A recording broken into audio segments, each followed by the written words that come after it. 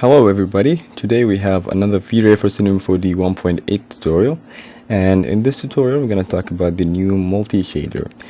This been just added, and if you want to follow along this tutorial to use the multi-shader, you're just going to have to update your VRay to the latest release, and you should find the multi-shader.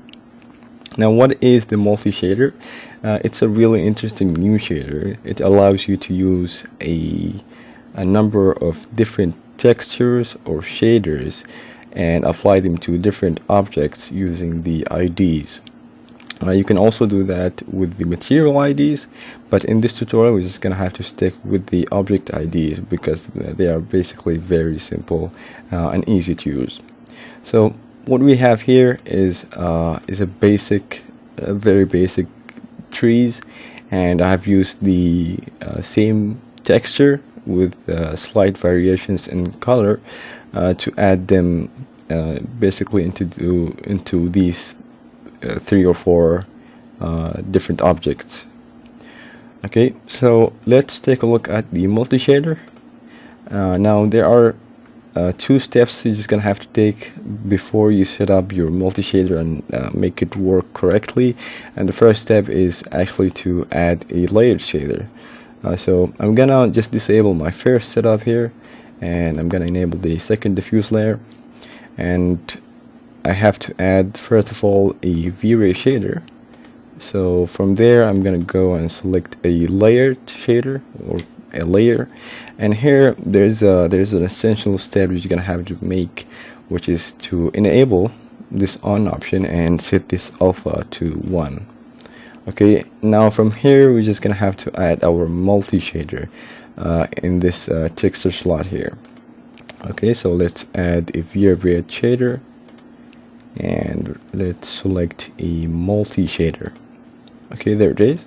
So it has very basic settings. We can switch the mode here to use either the material ID or the object ID. For now I'm gonna just be using the object ID, and this default texture or color is basically the default thing that is gonna be applied to your objects if you don't use any textures or shaders. Okay, so let me add one or more than one shader or texture by using this append button. So first of all I'm gonna enable this, and I'm gonna click here. So that's going to be adding another shader slot, so I can use a shader or a texture with it. For now I'm going to be using like a standard color, I guess. Let's change that to red, and let's change or add a color here and change that to blue. Alright, so the next step, I suppose, is just to set up our IDs in these ID lists. And the way I have my IDs set up with the object is by adding a compositing tag. And you can add a compositing tag by right-clicking on any object and going to the VRay and adding a VRay compositing tag. I've already done that. You can see that I have multiple objects, so I had to set up different IDs with them. I went with 1, 2, and 3, maybe even 4, 5. So I have to set up the same IDs in the multi-shader. So I have 1, so I'm gonna add just 2. Alright, so this material is already applied on the object using maybe a 2-sided material. It also works with that just fine. I'm gonna save my scene, and let me do a quick test render to see how the multi-shader is actually working.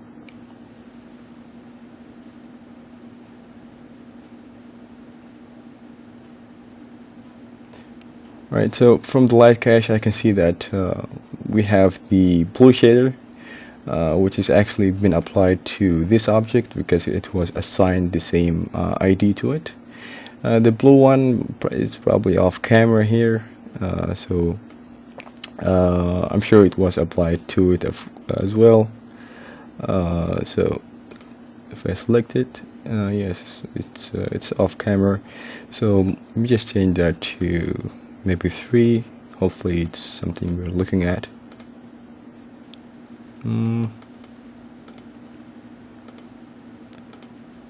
Okay, so this is 3 or 3, I guess. This is number 4. Let's go with 4, and let's do another test render.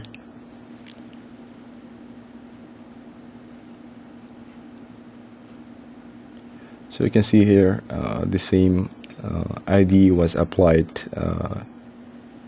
to, I guess the same shader was added based on the ID number. So using the multi-shader is very straightforward. It's really easy to use. It saves you a lot of time when you want to add like different variations or use different textures without having to create multiple materials for each object. Alright, so let me just show you my setup here with the actual texture. And if I go here to my multi-shader, you can see that it's a very basic setup. I've basically used the same texture with the color correction shader, the new shader, to add like slight variations to make it look a little bit different.